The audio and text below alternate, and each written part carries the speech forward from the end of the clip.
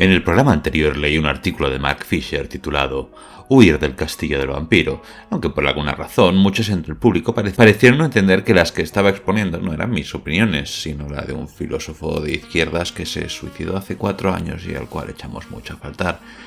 Aclaré que, aunque en principio estaba de acuerdo con el artículo de Fisher, había algunas matizaciones que quería aportar, teniendo en cuenta los 8 años que han pasado desde su publicación. En este vídeo vamos a volver a hablar de la dichosa cultura de la cancelación, pero vamos a poner el foco en la actualidad y a recoger lo que ha cambiado en la última década. Aunque creo que el artículo original de Mark Fisher da bastante en el clavo, los años han pasado y en estos tiempos de aceleración constante las posiciones del filósofo requieren enriquecerse de nuevas perspectivas. ¿Es la mía necesaria? Pues no sé. Uno lo hace lo mejor que puede, pero sabed que este guión lo escribo desde el máximo respeto al autor. Break, heart, break. Fail, live or fail. But if you can hear me complaining, I'm neither dead or in jail. Antes de empezar la disertación, quiero dejar claras algunas cosas. El término cultura de la cancelación no me gusta porque es vápido y se aplica de formas muy arbitrarias a casos muy diversos. Harvey Weinstein no ha sido cancelado, ha sido juzgado por casos muy graves y está pagando en prisión. ¿Está cancelado Roman Polanski? Seguramente gran parte de la población no quiere ver sus películas sabiendo de sus acciones pasadas, pero nada le impidió dirigir y estrenar El oficial y el espía. Luego está Woody Allen, claro, pero su caso ya daría para una serie entera. Más pequeño, pero no por ello menos paradigmático, es el caso de Justine Sacco en 2013, en que una broma estúpida de Twitter se salió de madre y acabó con ella perdiendo su empleo y recibiendo amenazas de muerte de todo tipo. Bueno, ciertamente la condenaron al ostracismo, pero ¿fue aquel ciberacoso lo que llamamos cancelar? Los detonantes, los métodos y las consecuencias de cada caso son diferentes y no es lo mismo que Gina Carano pierda su papel en Mandalorian por unos tweets incendiarios que ser una persona cualquiera cubierta por una estampida de mensajes de odio. La llamada cultura de la cancelación que ha nacido en las redes sociales es como una cárcel panóptica donde todos los prisioneros se temen constantemente observados desde una columna de vigilantes ocultos.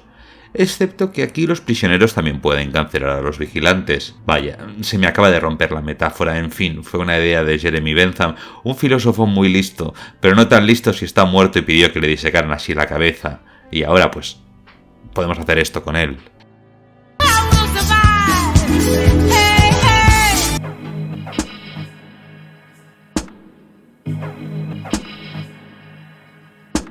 El concepto de la cancelación, tal y como lo entendemos hoy en día, es bastante nuevo, aunque sus bases siguen apelando a ciertas actitudes de la psicología humana.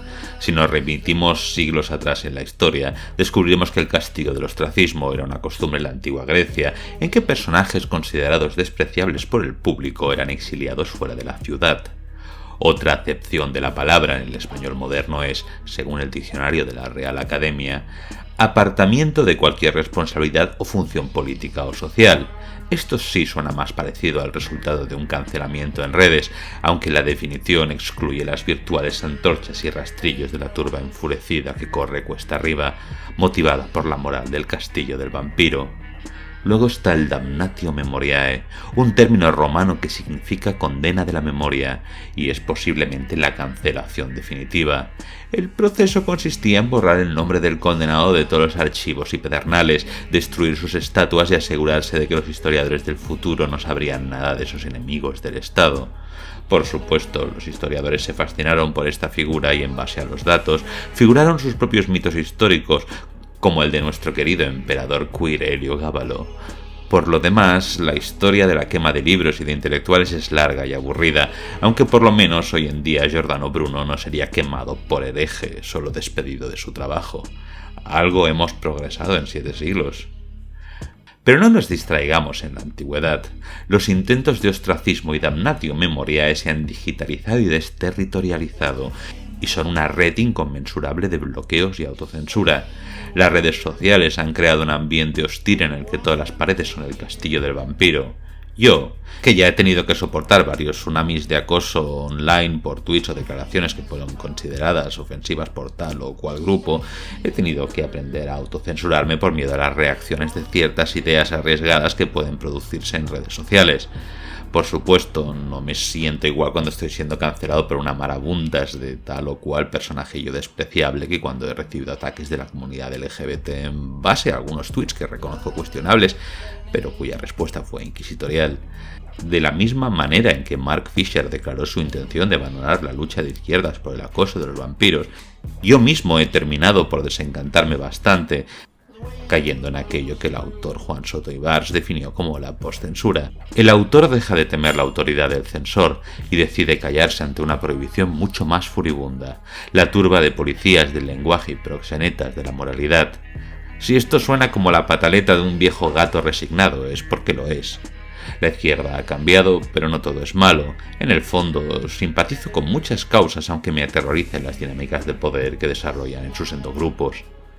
La respuesta no puede ser cruzarse de brazos o echarse a llorar, pero las redes sociales parecen programadas para hacer precisamente eso: magnificar la indignación y convertir a todo el mundo en mercancía. No son el libre mercado de las opiniones, sino un caleidoscopio de los algoritmos que saben que la rabia y el sentimiento de superioridad nos motiva más que la solidaridad. Este mismo vídeo que estás viendo depende exactamente de eso, de tus reacciones emocionales a lo que proclamo, y cuanto más hiperbólico y brutal sea, más reaccionará tu cerebro reptiliano a mi simulado estado de alarma. Pues venga, te pregunto, ¿cuánto te has callado tú? ¿Cuánto has fingido en cualquier contexto para recibir la aprobación de una persona o un grupo de personas? ¿Cuántas máscaras tienes que llevar en tu día a día para ser al menos funcional? ¿Qué te hace a ti digno de no ser cancelado por este o aquel grupo? Preguntas que nos aíslan, nos individualizan, nos hacen sentir solos frente a una hipotética tormenta. Sentimiento de pecado. Temor a la condena. La Iglesia ha vuelto.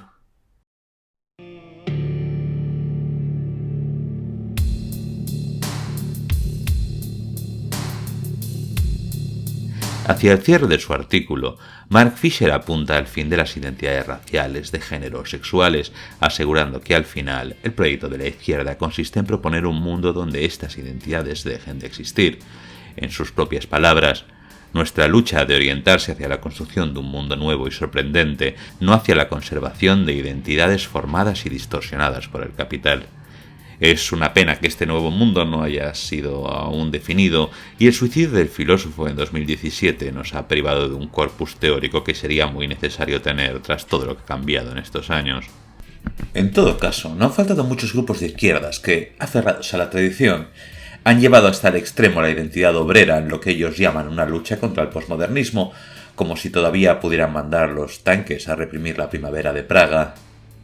De la crítica de Fisher puede extraerse una mala lectura de lo que llamamos reduccionismo de clase, para el cual la lucha de izquierdas debe fijarse únicamente en el progreso obrero, dejando de lado todas las cuestiones identitarias de racismo, homofobia, etc., pues estas son, dirán, degradaciones aburguesadas y posmodernas para señorites caprichoses del lenguaje inclusivo, más preocupados por cambiar la estética en lugar del mundo material. Puede haber una cierta razón en esta posición, pero ya la he definido como reduccionista porque lo es. Aferrarse únicamente a las definiciones rancias de obreros y burgueses es insuficiente, como también lo es aferrarse únicamente a las políticas identitarias que plantan su semilla en el divide y vencerás del capital. Con estos grupos atrincherados siempre avanzaremos a trompicones, pero yo creo que la lucha de clases no puede prescindir tampoco de otras luchas quizá más individualistas, pero no por ello menos válidas o incapaces de gestar un cambio. Al final, todo está conectado como una tela de araña que apunta a enemigos comunes, y enfrascados en un pensamiento inamovible no somos más que torpes tortugas que caen panza arriba tras el primer intento de trepar. Pero mientras, los algoritmos de las redes sociales nos han convertido en un homo mini lupus de la izquierda, y mientras el perro se coma al perro, los retweets y la atención seguirán centrándose en nuestras inquisiciones, atomizando a la izquierda en espacios seguros como cédulas terroristas para hacer el gilipollas. Llegados a este punto de la posmodernidad, podría afirmarse que la política zurda se ha deconstruido una red compleja de relaciones quebradizas, de pensamiento débil, como diría el filósofo Gianni Bertimo, ideas dedicadas únicamente al individuo en un pacto con el status quo. Un pensamiento débil implica cambiar el envoltorio de una máquina che lleva siglos funzionando, però nunca alentará cambios esenciales en nuestra cultura. Così, dobbiamo imparare a scrivere la verità con la V minuscola, perché la verità con la V maiuscola è sempre una fregatura. Io qualche volta adotto la frase di Goebbels che diceva: quando qualcuno mi parla di cultura metto mano alla pistola, e quando qualcuno mi parla di verità con la V maiuscola non metto mano alla pistola perché non la porto, ma... Su análisis de los 90 no ha envejecido bien. El lento avance progresista de un capitalismo más abierto ha acabado por llevar a la radicalización política otra vez, y así falló el optimismo de Bátimo acerca de reformar este sistema con mesura y paciencia democrática. El triunfo de Donald Trump en 2016 fue el clavo en el ataúd del pensamiento débil. Con él, con Bolsonaro o Duarte, nacían los nuevos líderes randianos y carismáticos cabalgando la ola de la incesante recesión económica, dejando atrás aquellos políticos tecnocráticos cuya única función era mantener girando la misma rancia rueda. Y sí, gran parte de lo que ha estado motivando a la izquierda desde la caída del muro es la política identitaria, que es en última instancia una actitud individualista presta a deshumanizar al otro como opresor, una lucha interconectada de microopresiones donde todos somos a la vez víctimas y victimarios. Siento que esto termina por dañarnos a todos, no solo por la división de la izquierda, sino por la obsesión de definir la identidad a partir del abuso y el resentimiento. Yo, como homosexual, tuve que lidiar con la incomprensión y la marginalización de mi sexualidad durante los 90, y no puedo negar que esto acabó convirtiéndose en un trauma y haciéndome una víctima. Pero me niego a aceptar el papel de víctima, que me reduce a un ser digno de piedad.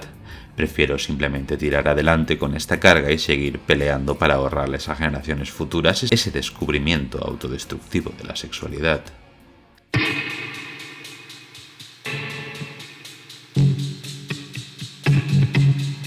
Este vídeo, me temo, va a ser relevante hasta que el problema mismo se solucione, y actualmente parece que no va a llegar a un final. En las últimas semanas hemos visto cómo la izquierda bien pensante cancelaba a la youtuber Lindsay Ellis por unos comentarios sobre esta película de Disney con dragones chinos que, según un reducto de Twitter, eran insensibles con la cultura oriental, porque aparentemente reducía la literatura juvenil de corte asiático a plagios de Avatar, The Last Airbender, un anime norteamericano. En lugar de disculparse como había demandado la turba de Twitter, Ellis ha preferido borrar su cuenta de la red social, seguramente agotada de todas las críticas hostiles empeñadas en interpretar sus palabras desde el identitarismo más cerrado posible. Una vez cometido el supuesto error, una disculpa implica asumir la derrota, darle la razón a los acosadores y a sus ataques hasta convertirte en un caniche. El orgullo normalmente impide tales momentos de vergüenza ajena, pero no han sido pocos los que han llegado a callarse por temor a que el linchamiento se extendiese, dándole la razón a los bullies.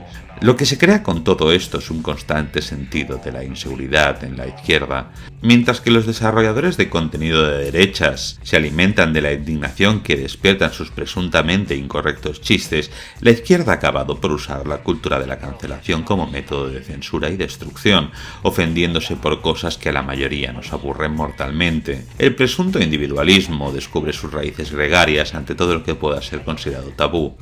Esas prohibiciones del lenguaje que terminan por enrarecer el discurso honesto. ¿Somos realmente una cultura hipersensibilizada o es esta indignación colectiva el alimento del algoritmo de las redes sociales y YouTube? Probablemente una combinación de ambas cosas, pero tened algo en cuenta. Existen los matices, hay algo entre el negro y el gris, y tratar de hundir la carrera o moral de alguien en base a un sistema que fomenta este tipo de linchamientos es comportarse, esencialmente, como un reaccionario. En la cancelación de la popular youtuber Lindsay Ellis ha habido multitud de cuentas de izquierdas, con sus biografías repletas de eslóganes de izquierda, con categorías identitarias y pronombres de fantasía, que han ido difundiendo melodramáticos exordios acerca de la vileza percibida de esta tiránica mujer blanca que se apropia de las voces de gente de color para hablar del nuevo estreno de Disney. Sus tweets parecen inofensivos a cualquier lector normal, pero el castillo del vampiro se ha encargado de sacarlos de quicio para humillarla públicamente. Occidente para decir que habla sin saber de la cultura asiática en referencia a una película norteamericana. Bajo la presión de multitud de zarigüeyas furiosas que se definen únicamente según símbolos identitarios, la pataleta de la patulea ha buscado destruir a una de las voces más relevantes del feminismo y la lucha LGBT que hay en YouTube, esencializándola como una racista blanca a pesar de que toda su carrera indica lo contrario. Hace meses yo mismo fui cancelado en Twitter, recibí insultos y amenazas en cantidades industriales y no fue nada agradable. Había escrito un espacio en este vídeo, pero lo he censurado por pudor, pues tengo por regla evitar hablar de mi vida privada si no es estrictamente necesario, y mucho menos para reavivar las llamas de aquello o parecer un victimista. Lo siento, pero si queréis esto...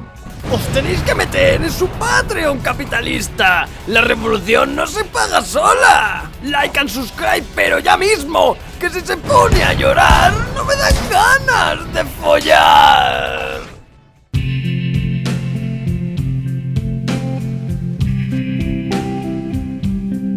Al final, la proposición de Mark Fisher es utópica, pero no por ello menos válida. Como dijo Eduardo Galeano, la utopía es un horizonte al que seguir remando incansablemente. La idea final es un futuro en el que podamos deshacernos de las identidades en que nos ha situado la sociedad capitalista para formular la idea de una humanidad unida, sin diferencias, sin géneros, ni sexos, ni razas. Se trata de recuperar los ideales estéticos de la izquierda, esto es, aquella gran marcha humana a la que se refería Milán Kundera en La insoportable levedad del ser. La gran marcha es ese hermoso camino hacia adelante, el camino hacia la fraternidad, la igualdad, la justicia, la felicidad y aún más allá, a través de todos los obstáculos, porque ha de haber obstáculos si la marcha debe ser una gran marcha. Hay una clara ironía desencantada en sus palabras. No es para menos, teniendo en cuenta la experiencia del autor con la Unión Soviética, pero sigue existiendo una chispa de verdad en todo esto. Para muchos, la Gran Marcha sigue hacia adelante, aunque sea precariamente, bajo el yugo del sistema de clases. Para otros tantos, la Gran Marcha se ha atomizado y en su insistente remar hacia adelante ha trazado una singladura que la hace navegar en inacabables ríos cíclicos de indignación y condena. Pero este no tiene que ser el final. Tarde o temprano tendremos que soltar a los lobos para que desarticulen el castillo del vampiro. Donde antes estaban los sombríos y taciturnos chupasangres va a tener que renacer una fuerza lupina que empuje hacia adelante. Con o sin cultura de la cancelación, sigue existiendo ese horizonte mitológico al que muchos aspiramos.